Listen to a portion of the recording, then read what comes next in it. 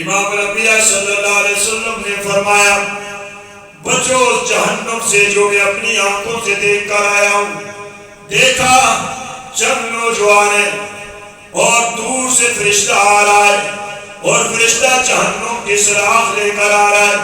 ان کی آنکھوں میں مارتا ہے, ان کی گردن سے نکل جاتی ہے.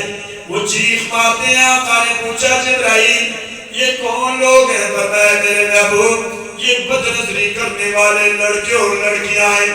شادیوں میں دیکھو, بازار میں دیکھو, ہم کتنے بڑے گناہ کر کے آتے ہیں. ہماری بچیاں, ہماری بہنیں, ہماری مائیں ایسی خوشبو اور کپڑے لگا کے بازار کو جاتی ہیں. خامد نے منع نہیں کیا, بھائی نے منع نہیں کیا, باپ نے منع نہیں کیا. اپنی بیوی, اپنی بیٹی نے سر سے کپڑا اتار دیا. خامد نے منع نہیں کیا, باپ نے منع نہیں کیا. بیٹا سر سے کپڑا نہیں اتارنا ہے, بیٹا کپڑا اچھا سے اچھا لگاؤ, اچھے کپڑے سلانے ہیں, یہ تنگ لباس نہیں سلوانا ہے. میرے بیٹے آج تو نبی کی سنت کے خلاف زندگی گزار رہا ہے. تو زندگی نبی کی سنت کے خلاف گزار کے تجھے کبھی کامیابیاں نہیں ملے گی. تیری کامیابیاں نبی کی سنت کے مطابق ہے.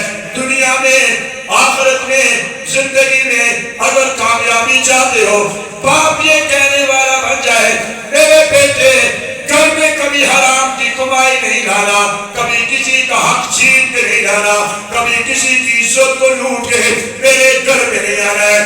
باپ اپنے بیٹے کو کیوں نہیں کہتے میرے بیٹے جب باہر جاؤ اپنی نظروں کی حفاظت کر کے آنا ہے؟ باپ کیوں نہیں اپنے بیٹے کو کہتا ہے بیٹا اٹھو نا نماز کا وقت ہو چکا ہے. بیٹا مہینے کے بعد تنخواہ میں کرنا ہے. باپ پریشان ہو جاتا ہے, شکایت کرتا ہے, دوستوں کے پاس جاتا ہے, رشتہ داروں کے پاس جاتا ہے, مولوی صاحب کے پاس آتا ہے, تعویذ دے دو, وظیفہ بتا دو. بیٹا تنخواہ نہیں دیتا ہے, فضول خرچ ہو گیا, دوستوں کو کھلاتا ہے. ماں کو بھی فکر ہے, باپ کو بھی فکر ہے. یہ باپ کو فکر کیوں نہیں ہے میرا بیٹا نمازی کیوں نہیں بنتا؟ یہ ماں کو فکر کیوں نہیں ہے میری بیٹی نمازی کیوں نہیں بنتی؟